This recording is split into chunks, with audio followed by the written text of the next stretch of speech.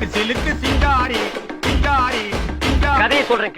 வணக்கம் மக்களே, மீண்டும் உங்களை சந்திப்பதில் பெரும் மகிழ்ச்சி. ஸோ குபேரா தனுஷ், நாகார்ஜுனா, ராஷ்மிகா மந்தானா மற்றும் பலர் நடித்து தேவஸ்ரீ பிரசாத் அவர்களின் இசையில் சேகர் கம்முல் அவர்களின் இயக்கத்தில் வெளிவந்திருக்கிறது இந்த படம். ஸோ குபேரா இந்த படத்தோட கதை சுருக்கம் என்னன்னு பார்த்தீங்க அப்படின்னா, இந்திய கடல்களில் பல ஆராய்ச்சிக்கு அப்புறம் ஆயில் இருக்கிறது கண்டுபிடிக்கப்படுது.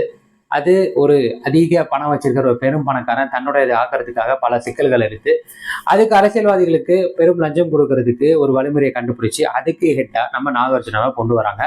ஸோ நாகார்ஜுனா யாருன்னா ரொம்பவே நேர்மையான அதிகாரியாக இருக்கனாலேயே ஜெயிலுக்கு தள்ளப்பட்ட ஒரு அப்பாவி மனிதர். ஸோ அவருக்கு வந்து இந்த கவர்மெண்ட்டும் மற்றவங்களும் செஞ்ச அந்த துரோகம் வந்து இவர் பக்கம் சாய விரும்புது. ஸோ அவர் கொடுக்குற ஐடியாவில் ஒரு 4 பிச்சைக்காரங்களை வந்து இந்த வில்லனுங்களுக்கு பினாமியை ஏற்படுத்தி அவங்க மூலயமா அந்த அமைச்சர்களுக்கு பினாமிக்கா இந்த லஞ்ச பணத்தை அனுப்பலான்னு முடிவு பண்றாங்க. ஸோ அப்படி அந்த 4 பேர்ல ஒரு பிச்சைக்காரனா வரவர் தான் நம்ம தனுஷ். ஸோ அவர் வந்து அவர் கூட இருந்த 3 பேரும் அடுத்தடுத்து காணா போகும்போது அவங்களுக்கு என்ன நடந்ததுன்னு தெரிஞ்சதுக்கு அப்புறம் தப்பிச்சு எப்படியாவது நாகார்ஜுனா அந்த விஷயத்த சொல்லலாம்னு வரும்போது நாகார்ஜுனாவே இதுல ஒரு வில்லன் அப்படின்னு தெரிஞ்சதுக்கு அப்புறம் அவர் எதிர்பாராத விதமா சந்திக்கிற ராஷ்மிகா மந்தானாவோட சேர்ந்து இந்த கும்பலை எப்படி விரட்டி அடிச்சாரு, அவங்களோட திட்டத்தை எப்படி முறியடிச்சாரு, கடைசியில் இந்த வில்லனுக்கு என்னாச்சு, நாகார்ஜுனாக்கு என்னாச்சு, இந்த குபேரான்ற பேரு யாருடையது, எதுக்காக வைக்கிறாங்கன்றதுல இந்த படம் முடியுது. ஸோ இந்த கதையான்னு பார்த்தீங்கன்னா, இந்த படத்தை ஒரு 2 மணி நேரம் 20 நிமிஷத்துக்குள்ள இந்த படத்தை வந்து முடிச்சிருந்தாங்கன்னா மேபி இந்த படம் ஒரு நல்ல படமா இருந்தது. ஸோ இந்த படத்துல சிக்கல்கள் என்ன, அதுக்கு முன்னாடி இந்த படத்துல எனக்கு பிடிச்சிருந்த விஷயத்த என்னன்னு சொல்லிடுறேன். முதல்ல இந்த படத்துல எனக்கு ரொம்ப பிடிச்சிருந்தது இந்த படத்தோட கேஸ்டிங், அதுலேயும் முக்கியமா தனுஷ் அவர்களின் நடிப்பு. நடிப்புக்கு பேர் போனவர் தான் தனுஷ், அதுல மாற்று கருத்தே இல்லை. அதனாலதான் அவர் இன்னைக்கு வந்து நம்ம கோலிவுட்ல ஆரம்பிச்சு ஹாலிவுட் வரைக்கும் பயணம் பண்ணியிருக்காரு. ஸோ நடிப்புக்கு அவருக்கு வந்து இது இன்னொரு ஒரு மைல் கல்னு சொல்லலாம். அப்படி ஒரு பர்ஃபார்மன்ஸ் தான் கொடுத்துருக்காரு. ஸ்டார்டிங் ஃப்ரம் ஆரம்பத்துல அவர் காட்டுற விதத்துல ஆரம்பிச்சு கிளைமேக்ஸ்ல அவர் அதே இடத்துல முடிக்கிற விதம், இந்த எக்ஸ்டெண்டடான ஒரு 3 மணி நேரம் படத்திலையும் தனுஷோட பர்ஃபார்மன்ஸ் எங்கேயுமே குறை சொல்ற அளவுக்கு இல்லை. அடுத்து ராஷ்மிகா.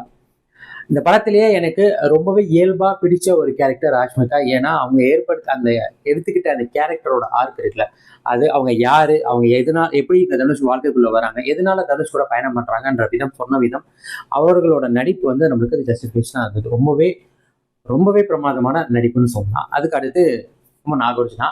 உண்மையிலேயே நாகார்ஜுனாவை ட்ரைலர்லாம் பார்க்குறப்போ அவரோட கேரக்டர் அது இப்படி இருக்கும் அப்படி இருக்கும்னு நினைக்கிறப்போ அவரை நல்லா நடிச்சிருந்தாரு. அவரோட பர்ஃபார்மன்ஸ் எல்லாமே எந்த குறையுமே இல்லை. அந்த கேரக்டருக்குரிய அத்தனை விஷயங்களுமே பர்ஃபெக்டாக பண்ணியிருந்தார். ஸோ இதுக்கு அடுத்த முக்கியமான ரோலில் வர வில்லன், அந்த வில்லன் கதாபாத்திரத்திற்குரிய அந்த ஒரு பெரும் பணக்காரத்துக்குரிய ஆட்டிடியூடாக இருக்கட்டும், அந்த வில்லத்தனமாக இருக்கட்டும், அந்த கோபம் எல்லாமே பர்ஃபெக்டாக புரிஞ்சிருந்துன்னு சொல்லணும். ஸோ அந்த விதத்தில் அந்த நடிப்புமே பிரமாதம் இருந்தது. ஸோ அந்த கேரக்டர் வைஸ், பர்ஃபார்மன்ஸ் வைஸ் இதில் எல்லாமே எனக்கு ரொம்ப பிடிச்சிருந்தது. அதுக்கடுத்து இந்த படத்தில் வர இசை, முக்கியமாக பேக்ரவுண்ட் ஸ்கோர் ரொம்பவே நல்லா இருந்தது.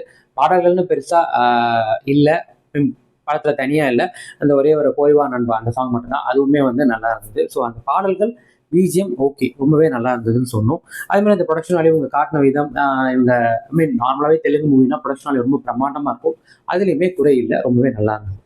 ஸோ எனக்கு இதெல்லாமே எனக்கு இந்த படத்தோட பிடிச்ச விஷயம் அப்படின்னா ஸோ எது எனக்கு இன்னும் பெட்டரா பண்ணியிருக்கலாம் அப்படின்னு தோணுன விஷயம், முதல்ல வந்து இந்த படத்தை தெலுங்குல எடுத்து தமிழ்ல டப் பண்ணியிருந்தாங்க. அப்படி இது வந்துட்டு ஆக்சுவலாக ஒரே நேரத்தில் தமிழ் தெலுங்கு 2த்திலுமே எடுக்கப்பட்டு வெளியேற போகிற படம் அப்படின்றது தான் முன்னாடி இருந்தது. பட் தெலுங்குல எடுத்து இதை தமிழில் டப் பண்ணாங்க. ஸோ அது தப்புன்னு நான் சொல்லலை. ஒரு தமிழ் படமே எடுத்துட்டு தெலுங்குல டப் பண்ணீங்க, எவ்வளோ படங்கள் இங்கேருந்து போயிருக்கு. ஆனால் இதில் என்ன ஒரு சின்ன விஷயம் அப்படின்னா, இந்த லிப்சிங்க்ன்ற விஷயம் அங்கே நிறைய இடங்கள்ல காட்டப்படாது. அது வந்து நம்மளுக்கு ரொம்பவே ஈஸியாக நம்மளுக்கு தெரியாது. தமிழ் இப்போ வாரிசே வந்து தெலுங்குல டப் பண்ணும்போது அந்த லிப்சிங்க்ன்றது ரொம்பவே பெருசாக நம்மளுக்கு தெரியாது நீங்கள் தெலுங்குல பார்த்தா. பட் இந்த படத்தில் அப்பட்டமாக தெரிஞ்சது. முக்கியமாக பாடல் காட்சிகளையுமே அந்த ஒரு பாட்டு தான், அந்த பாட்டுலையுமே வந்துட்டு ரொம்பவே தெரிஞ்சது. ஸோ மற்ற காட்சிகள்லையும் எப்படி தெரியுன்றது நான் சொல்ல தேவையில்ல, ரொம்பவே அப்பட்டமாக தெரிஞ்சது. அது எனக்கு ஒரு பெரிய குறையா இருந்தது. ரெண்டாவது, இந்த படத்தின் இந்த நேரம் 3 மணி நேரம் 10 நிமிஷம், 3 hours 10 to 15 minutes, 3 hours 15 minutes. ஒரு படத்தோட கம்ப்ளீட்டா இதோட டைம் பார்த்தீங்கன்னா ஒரு 4 மணி நேரம். வீட்டிலேருந்து கிளம்ப ஆரம்பிச்சு வீட்டிலேருந்து திருப்பி வீட்டுக்கு வர வரைக்கும் இந்த டைம்லாம் கனெக்ட் பண்ணிங்கன்னா ஒரு 4 to 4.5 hours.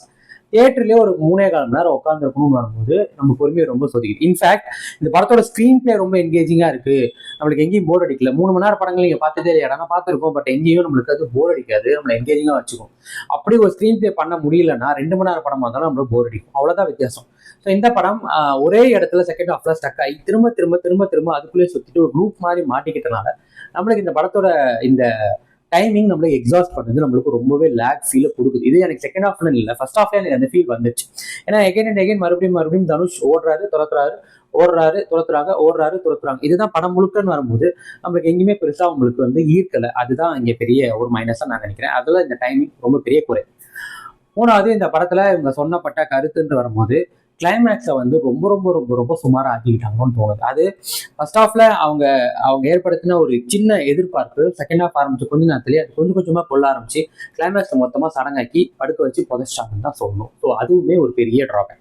ஸோ எனக்கு குபேரா வந்து எந்த அளவுக்கு மஜாவா இல்லை எமோஷனலா ஏதோ ஒரு விதத்தில் கனெக்ட் ஆச்சுன்னு பார்த்தீங்கன்னா 100க்கு வந்து நான் ஒரு 35 கொடுப்பேன்.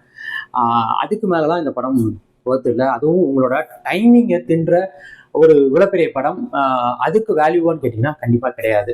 ஸோ இதெல்லாம் மீறியும் இந்த படத்துக்கு நான் போலாமா அப்படின்னு கேட்டீங்கன்னா என்னோட பதில் என்னவா இருக்குன்னா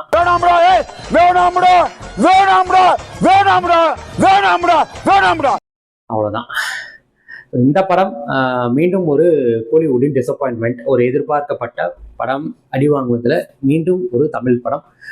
ஆனால் இதில் ஒரு சின்ன நல்ல விஷயம் என்னன்னா, இது தெலுங்கில் எடுக்கப்பட்ட நேரடி தெலுங்கு படம், அதை தமிழ் அடாப்ட் பண்ணியிருக்காங்க. அதனால இதை வந்து தவிர்க்க பார்க்கலாம். பட் இதில் தனுஷ் தான் அப்படின்னும் போது ஓகே ஃபைன், அதில் வந்து மாற்று கருத்து இல்லை.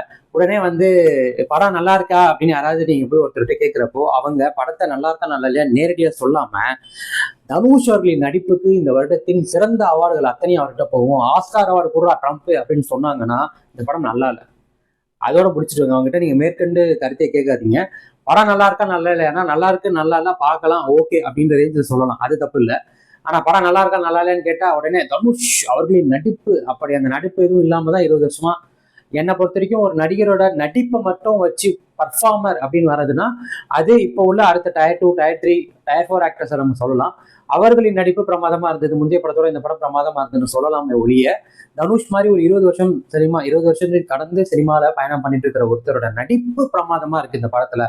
அதுலயும் வந்து உச்சகட்டமா போய் அவர் பிச்சைக்கார வேஷம் விட்டு இருக்கிறதுக்குலாம் எவ்வளவு கிரேட்ஃபுல்லா இருக்கணும்னா, நீ இப்போ நம்ம கிட்ட ஒரு வேலை இருக்கு, நம்ம அந்த வேலை செய்யணும்னா அந்த சம்பளத்தை வாங்கி நம்ம வேலை செய்யறப்போ அந்த வேலைக்கு எவ்வளவு லாயலா இருக்கணுமோ அதே மாதிரிதான் தனுஷ் என்னும் நடிகரும். ஒரு நடிகர்னு வரும்போது ஒரு நாய் வேஷம் போட்டா நாய் மாதிரி குலைக்கணும், அதே மாதிரிதான் நடிகரும் அவங்க போடுற வேஷத்துக்கு அவங்க கிரேட்ஃபுல்லா லாயலா இருந்துதான் ஆகணும், அதுதான் அவங்க வேலை. அதை வந்து பிரமாதப்படுத்தி அதை வந்து எலிவேட் பண்ணி அதுக்கு ஒரு பில்டப்பை கொடுத்து இந்த படம் அதுக்காக ஓடணும் அப்படின்னு நினைச்சீங்கன்னா அதுக்கு கமலஹாசனின் முந்தைய அத்தனை படங்களுமே இங்கே வெற்றி படமாக மாற்றப்பட்டிருக்க வேண்டும் இப்போது தக்லைஃப் முதற்கொண்டு. பட் அப்பேற்பட்ட கமலஹாசனுக்குமே அவர் எடுத்த முயற்சிகளையும் தாண்டி படம் நல்லா இல்லைன்னா அப்படின்னா தனுஷ் அவர்களுக்கும் அதே பதில் தான், படம் நல்லா இல்லைன்னா நல்லா இல்லை, குடிச்சு விட்டு போயிட்டே இருங்க. சாலதான் மக்களே, மீண்டும் அடுத்த வாரம் வேற ஒரு நல்ல திரைப்படம், வேற ஒரு நல்ல விமர்சனம், வேற ஒரு புரோட்டத்தில் உங்களுக்கு சந்திக்கிறேன். உங்க விஜய் அதுதான் இது நிமிஷம் ரீல் வந்து போச்சு. போதும்டா ஓட்டது ரீல் அந்து போச்சு.